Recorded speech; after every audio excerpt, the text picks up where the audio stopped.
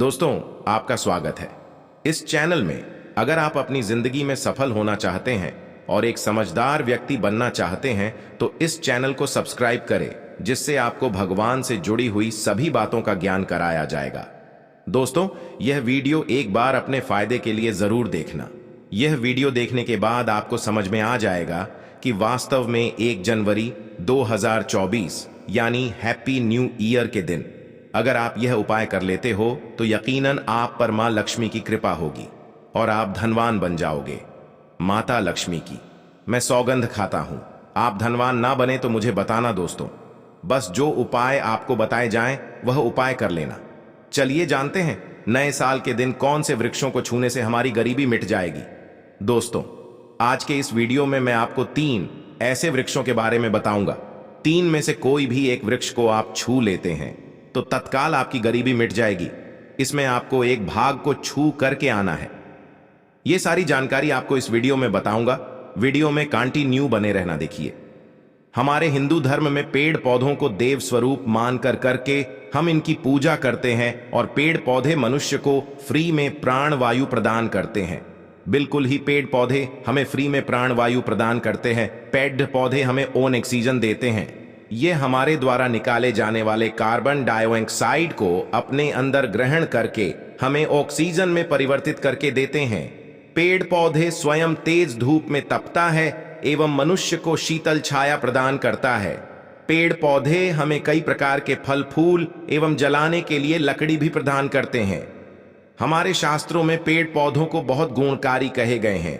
अनेक बीमारी का फ्री में उपचार पेड़ पौधों के माध्यम से, जड़ी बूटी के माध्यम से कर सकते हैं। दोस्तों, भगवान श्री कृष्ण ने भी पेड़ पौधों को बहुत ही महत्व दिए हैं। वृक्ष में जो पीपल के वृक्ष है, इसे वृक्षों का राजा कहा जाता है, क्योंकि पीपल वृक्ष की आयु अन्य वृक्षों की तुलना में बहुत अत्यधिक होती है। भगवान श्री कृष्ण ने स्वयं गीता में कही है, स्वयं पीपल के वृक्ष में भगवान विष्णु एवं माता लक्ष्मी जी निवास करती है। तो आपको नए साल के दिन इस वृक्ष को छू करके आ जाना है। आपकी गरीबी, रोग दोष एवं समस्त विकार समाप्त हो जाएंगे। दोस्तों, हमारी पृथ्वी में ऐसे अनेक वृक्ष हैं जो कल्याणकारी एवं मंगलकारी कहे गए हैं। यह वृक्ष मनुष्य के सभी प्रकार के कष्टों को दूर करते हैं, परेशानी को दूर करते हैं और दूर करने में समर्थ भी है। तो आज की वीडियो में मैं ऐसे 3 पवित्र वृक्षों के बारे में बताऊंगा जिसे आपको नए साल के दिन शाम के समय में छू करके आ जाना है, और साथ में आपको कपूर और आपको एक लौंग रखना है। मैंने यही जानकारी नवरात्रि के समय में बताया था, लेकिन नवरात्रि के समय में मैंने आपको टोटके नहीं बताए थे। मैं टोटके ऐसे बता रहा हूं कि इसी के साथ में आपको कपूर और एक लौंग वहां पर रखकर आ जाना है और इस वृक्ष के नीचे जलाना भी है। और मैं आप लोग इस वृक्ष को आप अपनी समस्या बोलेंगे और छूते ही आपकी गरीबी मिटेगी।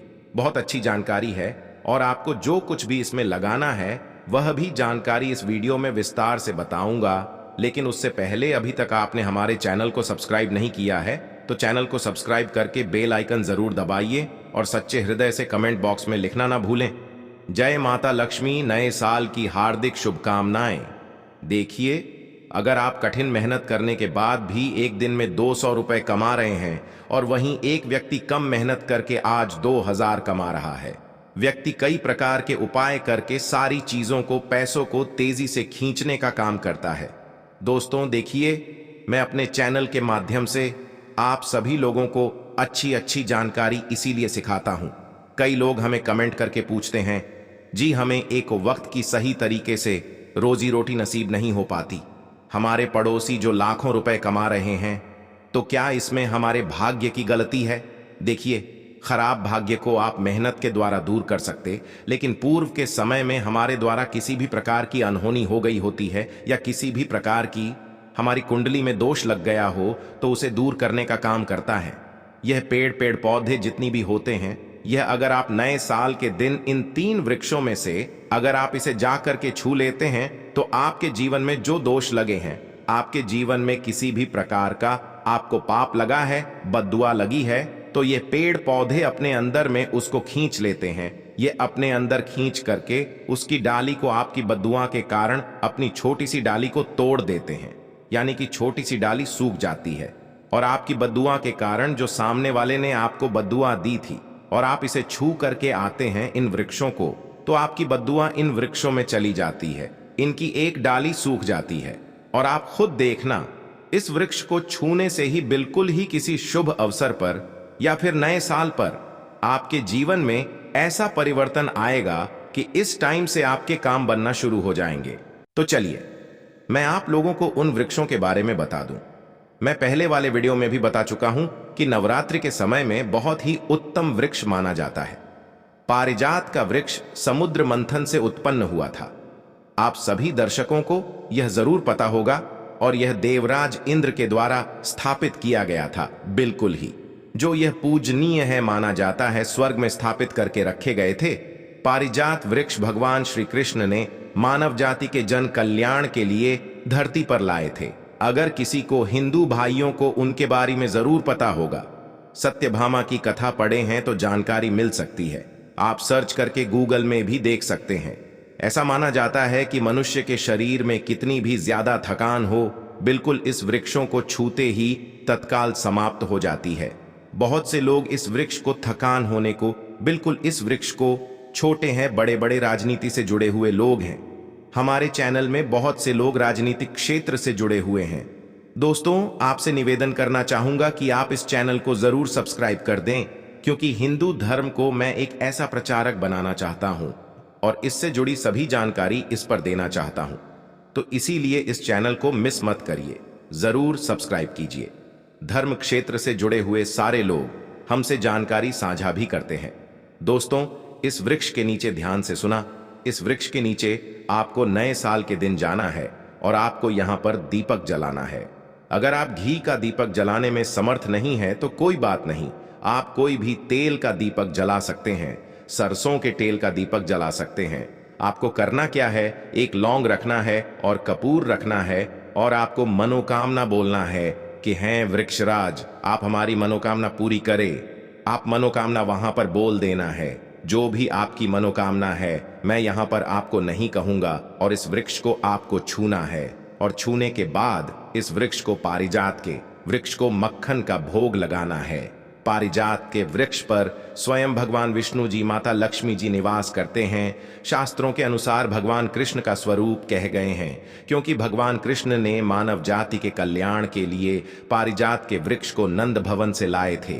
तो इसे छूते ही अगर आपके जीवन में किसी भी प्रकार की लगी है, बद्दुआ लगी हो, किसी की बुरी नजर लगी हो, जिसके कारण आपके बंद किस्मत के ताले खुल नहीं रहे हैं और आप चाहते हैं कि आपके बंद किस्मत के ताले खुल जाए, बद्दुआ कट जाए, शनि दोष लगा हुआ है कट जाए, तो इस वृक्ष को, जो आपने अपनी प्रार्थना बोली है कि हमारी गरीबी को मिटाई, इस प्रकार आपको प्रार्थना करना है और एक लौंग और आपको कपूर को जलाना है और उसके ऊपर में एक लौंग डाल देना और आपको मक्खन का भोग इसे लगा देना है।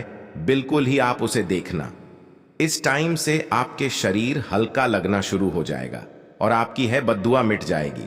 अब आप में से अधिकतर लोग बोलेंगे कि गुरुजी, हमारे घर के आसपास कोई पारिजात का वृक्ष नहीं है, तो हम क्या करें? तो चलिए मैं दूसरा वृक्ष बताता हूं। तो दूसरा वृक्ष है गूलर का वृक्ष। गूलर के वृक्ष को यहां पर मैं इतना उत्तम मानता हूं क्योंकि गूलर के वृक्ष को स्वयं भगवान नरसिंहदेव का वरदान प्राप्त है।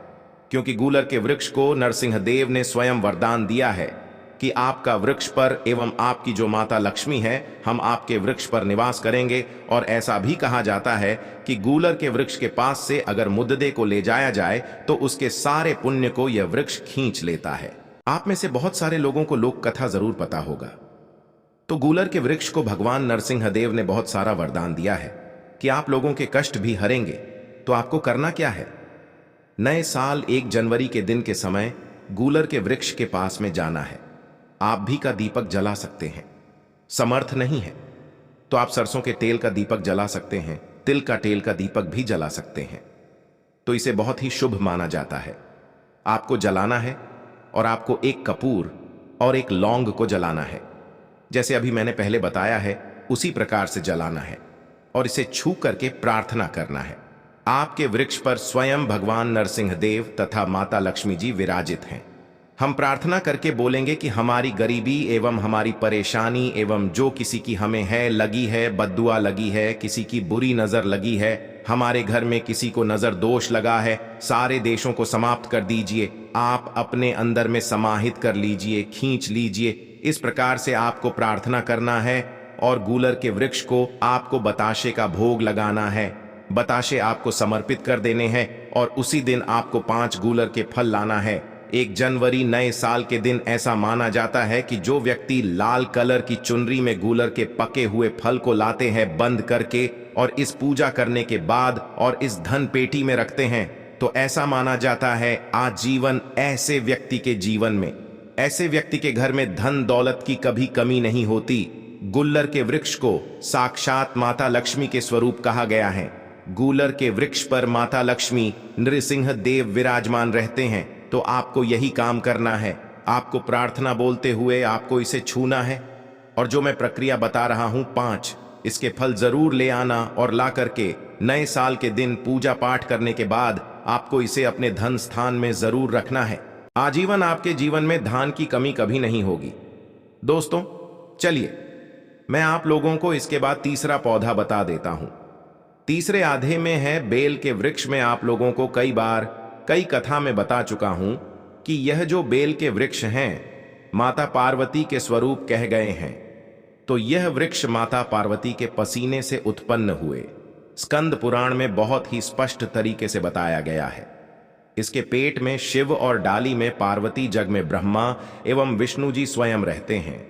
ऐसा माना जाता है कि शिव मंदिर के समीप में जो बेल के वृक्ष हैं इसके नीचे में अगर कोई भी व्यक्ति अगर नए साल के दिन सायंकाल में उसके किनारे में जो कोई बेल का वृक्ष हो वहां पर बिल्कुल आप एक घी का दीपक जला दीजिए तो आपके अवगुण नष्ट हो जाते हैं। कैसा भी आपके जीवन में पाप हो दूर हो जाते हैं, जिसे आपको करना है। माता लक्ष्मी को भी बेल के वृक्ष का अवतार लेना पड़ा था। एक कथा के अनुसार, इसके बारे में मैं कथा भी बता दूंगा कि क्यों माता लक्ष्मी को बेल के रूप में बेल के वृक्ष में अवतरित होना पड़ा था। मैं इसके बारे में भी एक कथा भी आपको बता दूंगा। तो आपको नए साल के दिन बेल के वृक्ष के नीचे हो सके तो घी का दीपक जरूर जला देना। बेल के वृक्ष को माता पार्वती तथा भगवान शंकर के स्वरूप ही कहेंगे।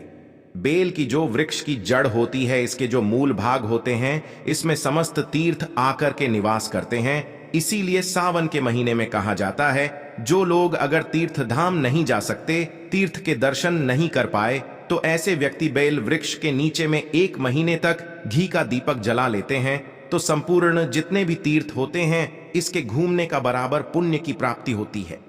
मैं इसलिए सारी जानकारी, गुप्त रहस्य जानकारी बताता हूं जिससे आप सभी दर्शकों को, कल्याणवासी दर्शकों का बिल्कुल आध्यात्मिक उन्नति हो। सभी को धन की जरूरत नहीं होती, किसी को पुण्य की प्राप्ति की जरूरत होती है। कोई आध्यात्मिक उन्नति करना चाहते हैं, इसीलिए इस प्रकार के छोटे छोटे गुण भरे रहस्य जानकारी वीडियो बता देता हूं। दोस्तों धर्म से जुड़ी सारी बातें आपको जानना है तो वीडियो को लाइक कर दें और चैनल को सब्सक्राइब कर दें और कमेंट बॉक्स में अपनी राशि भी डाल देना। अगर हमारे अनुसार आपकी राशि के लिए कोई उपाय होगा तो हम कमेंट बॉक्स में आकर आपको जरूर बताएंगे। धन्यवाद।